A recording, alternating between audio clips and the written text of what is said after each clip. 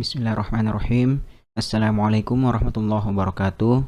Perkenalkan, kami dari kelompok 3 yang beranggotakan Andi Agusti Ahmad, saya sendiri, kemudian rekan saya Roadi Lubis dan Lailatul Nur Afifah. Nah, di sini kami akan mempresentasikan terkait metodologi penelitian. Ya, langsung saja bab 5, kerangka teori dan pengembangan hipotesis. Adapun subbab yang akan kami bahas di sini, yang pertama kebutuhan kerangka teoritis, kemudian yang kedua variabel, yang ketiga bagaimana teori dihasilkan, keempat perkembangan hipotesis, dan yang terakhir implikasi manajerial. Yang pertama adalah kebutuhan kerangka teoritis. Nah, sebuah kerangka teoritis ini mewakili keyakinan kita tentang bagaimana fenomena atau variabel atau konsep tertentu terkait satu sama lain, dan memberikan penjelasan mengapa kita yakin bahwa variabel-variabel ini terkait satu sama lain. Nah, adapun proses untuk membangun kerangka teoritis ini meliputi, yaitu pertama, memperkenalkan definisi konsep atau variabel dalam model kita, kemudian mengembangkan model konseptual yang memberikan representasi deskriptif dari teori. Kemudian yang ketiga, muncul dengan teori yang memberikan penjelasan untuk hubungan antara variabel dalam model kita. Nah, dari kerangka teoritis tersebut, maka hipotesis dapat diuji dan dikembangkan untuk menguji apakah teori kita valid atau tidak. Hubungan yang dihipotesiskan ini kemudian dapat diuji melalui analisis statistik yang sesuai. Oleh karena itu, seluruh proyek penelitian deduktif bertumpu pada dasar kerangka teoritis. Kemudian yang selanjutnya adalah variabel. Nah, di sini akan dijelaskan terkait jenis-jenis variabel tersebut. Di sini dapat dilihat ada 4 jenis. Yang pertama, variabel dependent, juga dikenal sebagai variabel kriteria. Kemudian variabel independen yang juga dikenal sebagai variabel prediktor. Kemudian yang ketiga variabel moderasi, dan yang keempat ada variabel mediasi. Nah, yang pertama yang akan dijelaskan adalah variabel dependent. Variabel ini adalah variabel yang menjadi minat utama peneliti. Tujuan peneliti adalah untuk memahami dan mendeskripsikan variabel dependent atau menjelaskan variabilitasnya atau apa yang memprediksinya. Nah, melalui analisis variabel dependent ini sangat mungkin untuk menemukan jawaban atau solusi dari masalah tersebut. Kemudian yang kedua yaitu dimungkinkan untuk memiliki lebih dari satu variabel dependent dalam suatu penelitian. Variabel independen. Variabel ini adalah salah satu yang mempengaruhi variabel dependent baik secara positif ataupun negatif. Artinya, ketika variabel independen ada, variabel dependen juga ada. Dan dengan setiap satuan kenaikan variabel independen, maka terjadi kenaikan atau penurunan terhadap variabel dependen. Dengan kata lain, varians dalam variabel dependen diperhitungkan oleh variabel independen. Nah, untuk menetapkan bahwa perubahan variabel independen menyebabkan perubahan variabel dependen, keempat kondisi berikut harus dipenuhi. Yang pertama, variabel bebas dan variabel terikat harus mencakup. Dengan kata lain, perubahan variabel dependen harus dikaitkan dengan perubahan variabel independen. Kemudian, variabel independen atau faktor penyebab yang diduga harus mendahului variabel tak bebas. Dengan kata lain, harus ada urutan waktu di mana keduanya terjadi. Sebab harus terjadi sebelum akibat. Kemudian yang ketiga, tidak ada faktor lain yang menjadi kemungkinan penyebab perubahan di variabel tak bebas. Oleh karena itu, peneliti harus mengontrol pengaruh variabel lain. Kemudian yang terakhir, diperlukan penjelasan logis atau teori dan harus menjelaskan mengapa variabel independen mempengaruhi variabel tak bebas. Kemudian yang selanjutnya adalah variabel moderasi. Variabel ini adalah salah satu yang memiliki efek kontingen yang kuat pada hubungan variabel independen-variabel dependen. Artinya, keberadaan variabel ketiga ini mengubah hubungan asli antara variabel independen dan dependen.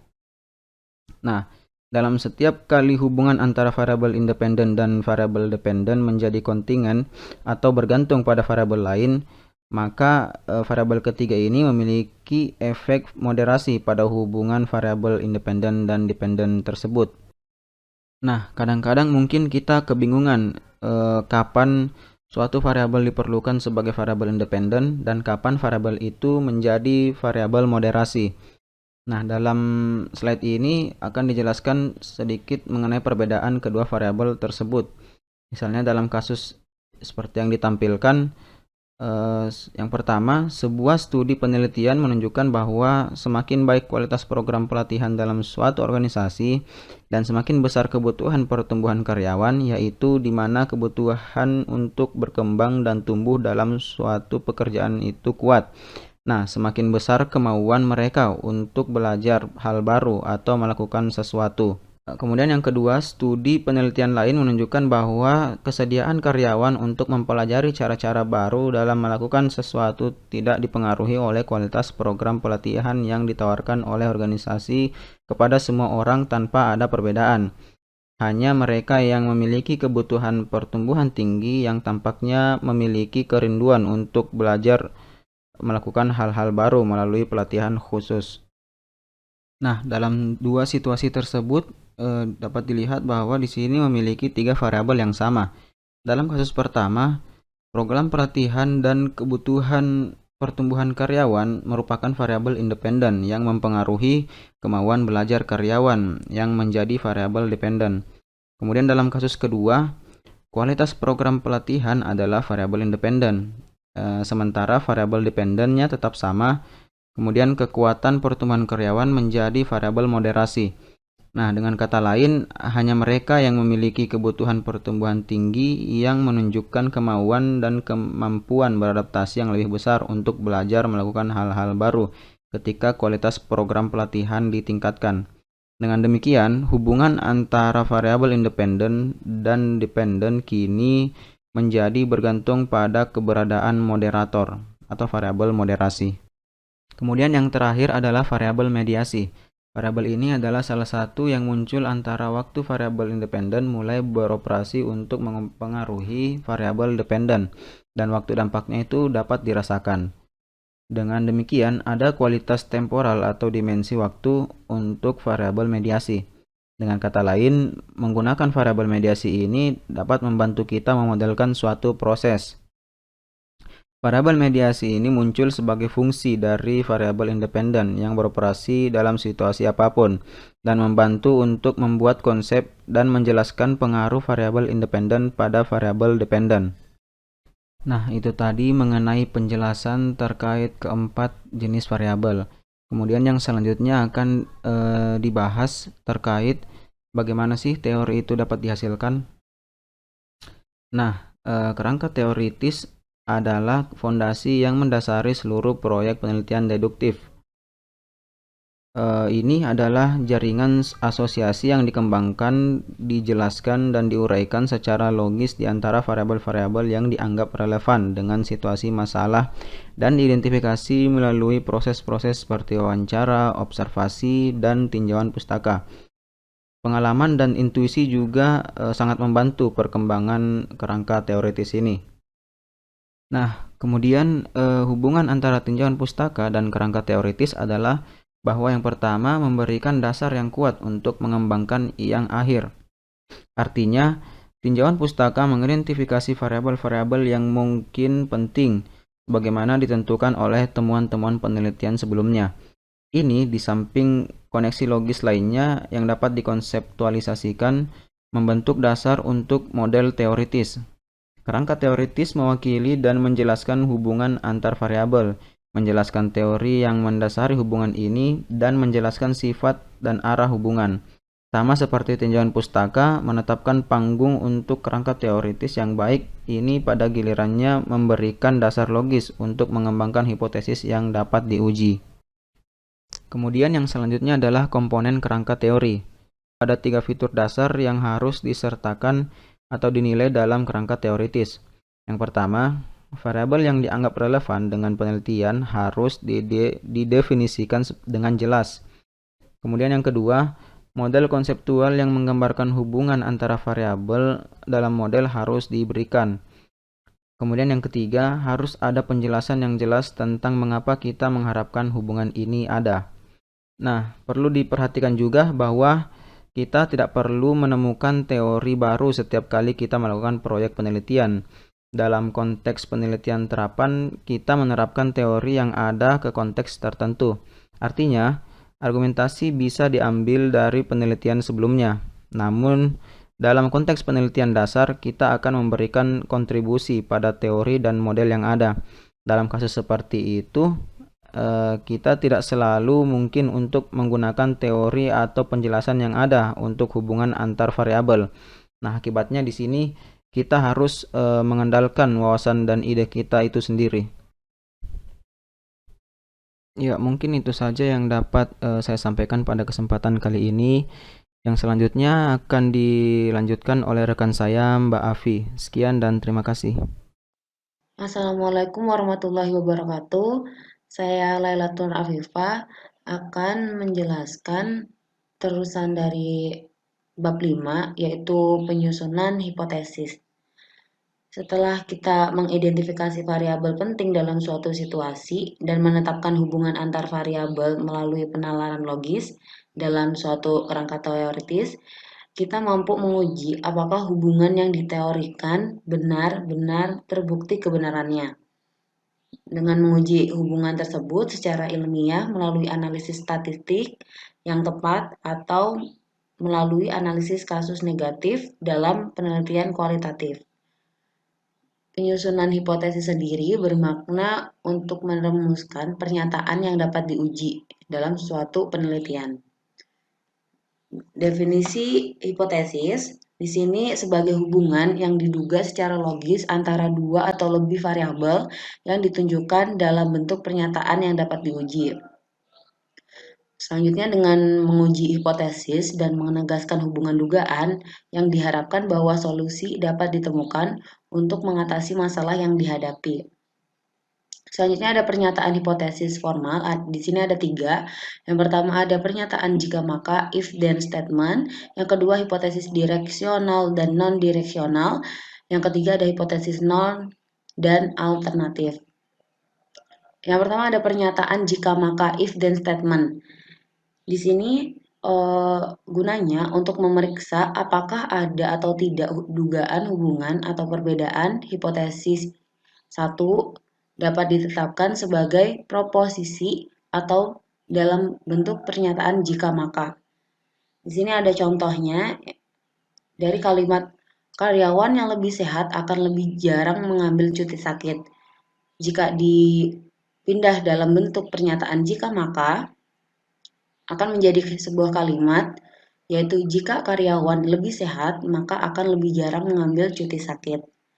Yang kedua ada hipotesis direksional dan non-direksional. Hipotesis direksional ini menyatakan hubungan antara dua variabel atau membandingkan dua kelompok digunakan istilah seperti positif, negatif, lebih dari, kurang dari, dan sebagainya. Contohnya di sini ada semakin berat tekanan yang dialami dalam pekerjaan, semakin rendah kepuasan kerja karyawan. Contoh selanjutnya ada seperti wanita lebih termotivasi dibandingkan pria. Selanjutnya ada hipotesis non-direksional. Di sini bermakna sebagai hipotesis yang menyatakan hubungan atau perbedaan, tetapi tidak memberikan indikasi mengenai arah hubungan atau perbedaan tersebut. Contohnya, terdapat hubungan antara usia dan kepuasan kerja, atau terdapat perbedaan antara nilai etika kerja karyawan Amerika dan Asia. Hipotesis non-direksional ini dirumuskan baik karena hubungan atau perbedaan belum pernah dieksplorasi dan karenanya tidak ada dasar untuk menunjukkan arah atau karena ada temuan yang bertentangan dalam studi penelitian sebelumnya tentang variabel yang diteliti. Selanjutnya ada hipotesis nol dan alternatif. Hipotesis nol ini adalah hipotesis yang dibuat untuk ditolak dengan tujuan guna mendukung hipotesis alternatif yang dikembangkan dengan HA ya. Lalu ada hipotesis alternatif, merupakan pernyataan yang mengungkapkan hubungan antara dua variabel atau menunjukkan perbedaan antar kelompok. Di sini ada langkah-langkah yang harus diikuti dalam pengujian hipotesis. Yang pertama itu menyatakan hipotesis nol dan alternatif. Jadi sudah dijelaskan mana hipotesis nolnya dan alternatifnya. Yang kedua, memilih uji statistik yang tepat berdasarkan apakah data yang dikumpulkan ini data parametrik atau data non-parametrik. Yang ketiga, menentukan tingkat signifikasi yang diinginkan, seperti 0,05 atau 0,10.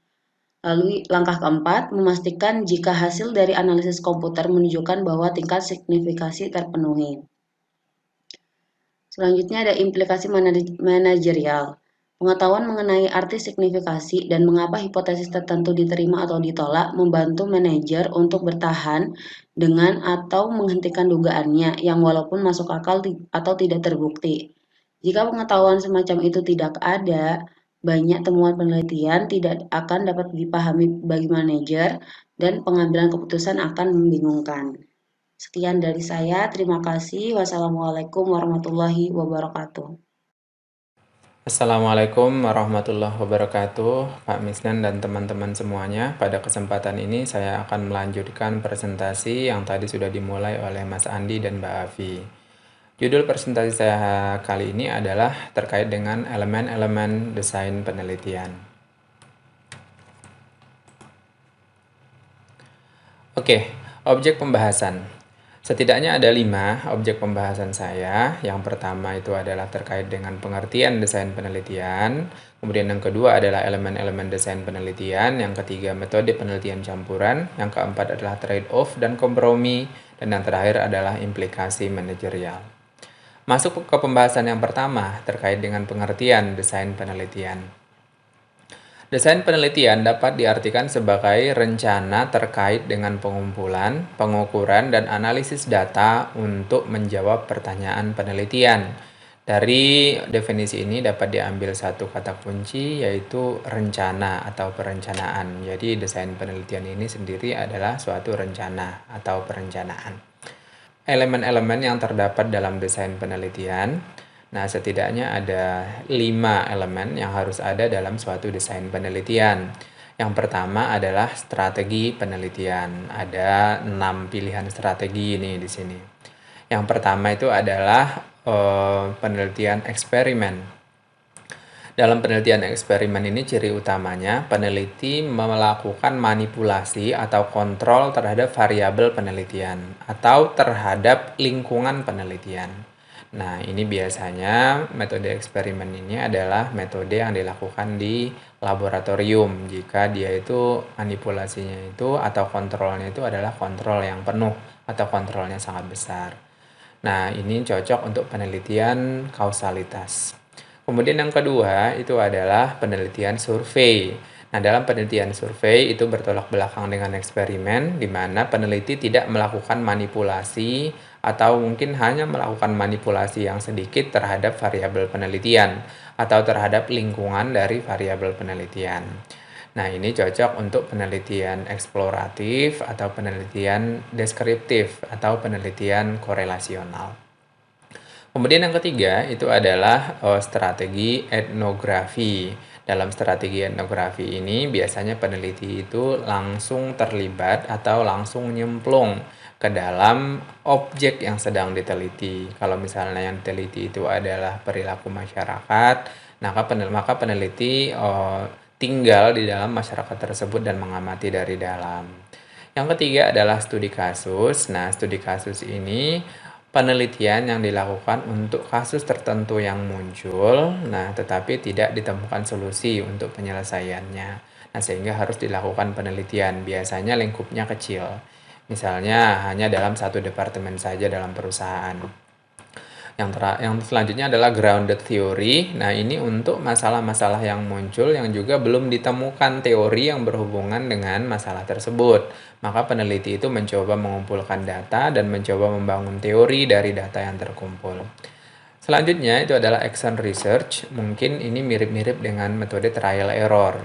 Nah, si peneliti itu menemukan masalah, kemudian mencoba mengumpulkan data berhubungan dengan masalah tersebut. Kemudian peneliti mencoba mengambil solusi dari data yang dikumpulkan. Selanjutnya, tetapi peneliti itu masih ada keyakinan kalau solusi itu belum merupakan solusi terakhir. Jadi masih ada kemungkinan masalah selanjutnya yang muncul ketika solusi tersebut diterapkan.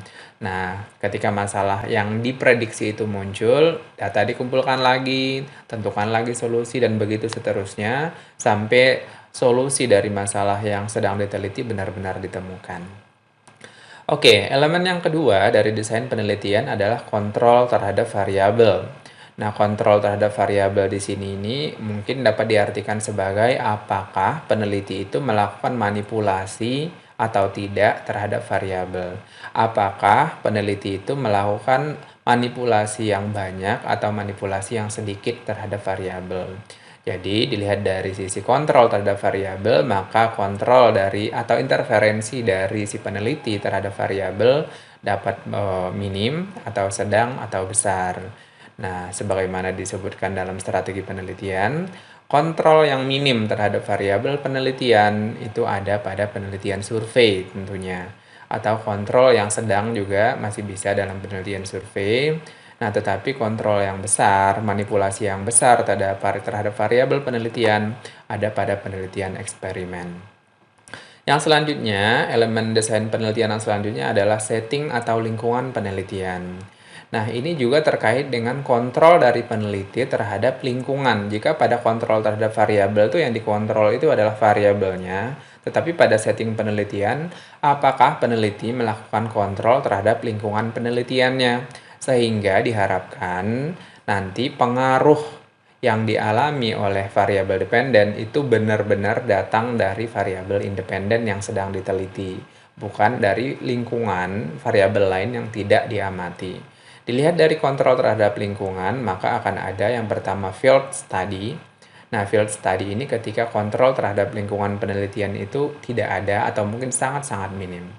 Kemudian yang kedua adalah field experiment. Mungkin ada sedikit kontrol, ada kontrol terhadap lingkungan sesuai dengan kemampuan dari peneliti tentunya, tetapi ini mungkin kontrolnya juga masih terbatas, tidak sepenuhnya. Tetapi ketika kontrol terhadap lingkungan itu menjadi lebih banyak atau menjadi maksimal gitu, peneliti itu bisa melakukan kontrol yang maksimal, biasanya ini di laboratorium, maka ini disebut dengan setting yang atau disebut dengan lab eksperimen. Lanjut ke elemen desain penelitian selanjutnya terkait dengan unit pengukuran. Nah, ini juga perlu diperhatikan oleh peneliti, di mana objek penelitian yang sedang diamati itu apakah individu, apakah pasangan, atau mungkin kelompok. Nah, kalau misalnya dia itu individu, berarti objeknya individu. Apakah misalnya dia pasangan, misalnya yang dibandingkan itu adalah kondisi rumah tangga dari pasangan suami istri, berarti datanya itu adalah data-data masing-masing pasangan, pasangan A, pasangan B, atau pasangan C, dan selanjutnya. Kemudian bisa juga datanya itu adalah data kelompok, misalnya yang diteliti itu adalah atau mungkin mencoba membandingkan kesejahteraan penduduk di beberapa kecamatan. Nah, sudah datanya itu data per kecamatan, yaitu data kelompok. Nah, data kelompok ini bisa macam-macam ya, nggak harus manusia sebenarnya. Bisa juga misalnya mesin di industri A dengan di industri B, di industri C, dan sebagainya. Kemudian yang selanjutnya, elemen desain penelitian yang perlu diperhatikan oleh peneliti terkait dengan horizon waktu. Apakah penelitian itu atau mungkin masalah yang sedang diteliti itu bersifat statis atau dinamis? Nah, jika dia statis, tidak dipengaruhi oleh variabel waktu, maka data dapat dikumpulkan dalam satu interval waktu aja, misalnya dalam 1 bulan tertentu atau mungkin dalam 1 minggu tertentu gitu. Maka ini adalah penelitian cross-sectional. Nah, tetapi kalau variabel waktu itu memiliki pengaruh, tidak bisa dilakukan dalam satu interval waktu saja, maka penelitian itu menjadi penelitian longitudinal. Misalnya kalau mau membandingkan kepuasan karyawan terhadap pimpinan A dan pimpinan B di dalam satu perusahaan. Tentunya pimpinan A dan pimpinan B ini tidak bekerja di waktu yang sama, sehingga pengumpulan datanya juga dilakukan di waktu yang berbeda, sehingga dia menjadi penelitian longitudinal. Nah, itulah elemen-elemen dari desain penelitian, di mana tadi yang pertama adalah strategi penelitian, kemudian kontrol terhadap variabel, kemudian lingkungan penelitian, unit pengukuran, dan cakrawala atau horizon waktu. Oke, masuk ke pembahasan selanjutnya yaitu terkait dengan metode penelitian campuran. Nah, metode penelitian campuran ini dibutuhkan karena terkadang ditemukan masalah yang tidak bisa diselesaikan hanya dengan penelitian kualitatif saja atau hanya dengan penelitian kuantitatif saja, tetapi harus dengan gabungan antara keduanya. Tetapi kalau misalnya hasil dari penelitian campuran ini masih diragukan, maka bisa menggunakan pendekatan tambahan yang disebut dengan pendekatan triangulasi, yaitu melakukan penelitian dengan banyak perspektif atau menggunakan banyak sudut pandang. Nah, tentunya perspektifnya apakah perspektif terhadap datanya, apakah perspektif teorinya, nah, atau mungkin perspektif-perspektif yang lain. Nah, satu contoh mungkin bisa dibahas di sini. Misalnya, kita menggunakan perspektif pelaku penelitiannya atau orang-orang yang mengumpulkan data. Nah, misalnya orang yang mengumpulkan data itu dibagi ke dalam 3 kelompok. Kelompok A, kelompok B, kelompok C, kemudian data dari masing-masing kelompok itu dianalisis. Jika hasil analisis dari ketiga kelompok ini menghasilkan hasil yang sama, maka akan sangat diyakini kalau hasil analisis tersebut benar gitu ya. Karena sudah diuji dengan 3 kelompok ya, tidak hanya satu kelompok saja yang melakukan pengumpulan data. Pembahasan selanjutnya adalah terkait dengan trade-off dan kompromi. Ternyata terkadang peneliti itu menemukan trade-off atau menghadapi trade-off dalam penelitian. Apa itu trade-off? Di mana seseorang itu harus memilih salah satu di antara dua pilihan dan mengorbankan salah satunya gitu. Nah, apa itu? Nah, di dalam penelitian trade-off itu terkait dengan idealitas versus realitas. Dalam penelitian yang bagus tentunya desain penelitian, semua elemen-elemen desain penelitian yang telah dijabarkan sebelumnya itu sebaiknya itu terpenuhi gitu. Tetapi jika semuanya itu harus dipenuhi, maka tentunya akan membutuhkan sumber daya yang banyak. Tetapi tentunya peneliti memiliki keterbatasan sumber daya, maka akan ada trade-off antara idealitas dengan realitas. Solusinya apa? Maka harus ada kompromi ya. Komprominya mungkin idealitasnya itu diturunkan, nah sehingga bisa disesuaikan dengan sumber daya yang dimiliki. Jadi idealitas sedikit dikorbankan untuk menyesuaikan dengan kemampuan sumber daya. Tetapi di dalam laporan penelitian nantinya, penurunan kualitas penelitian ini harus dicantumkan, misalnya dalam dalam limitasi penelitian ya. Biasanya di jurnal-jurnal itu juga atau di artikel-artikel jurnal itu biasanya ada ininya, ada limitationnya. Nah, tentunya itu biasanya disebabkan oleh adanya keterbatasan-keterbatasan yang dimiliki oleh peneliti. Kemudian bagian terakhir terkait dengan implikasi manajerial, yaitu dengan memahami desain penelitian, maka manajer itu dapat melakukan apa aja sih manfaatnya bagi manajer dalam memahami desain penelitian.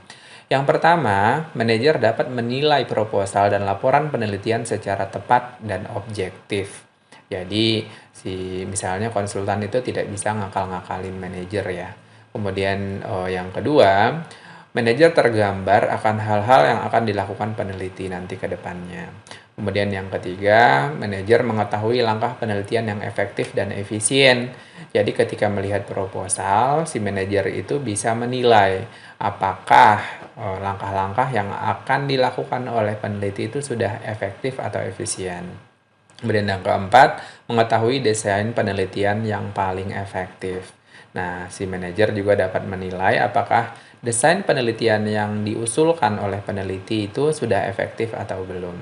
Yang terakhir, nah, dengan memahami desain penelitian, si manajer itu dapat membedakan antara korelasi dan kausalitas atau sebab akibat. Jadi tidak semua hubungan antar variabel itu dinilai sebagai hubungan kausalitas lagi oleh manajer gitu misalnya. Tetapi karena terkadang-kadang itu hanyalah korelasi. Oke, itu adalah akhir pembahasan dari kami setelah tadi dimulai oleh Mas Andi, kemudian Mbak Afi, dan diakhiri oleh saya. Terima kasih. Assalamualaikum warahmatullahi wabarakatuh.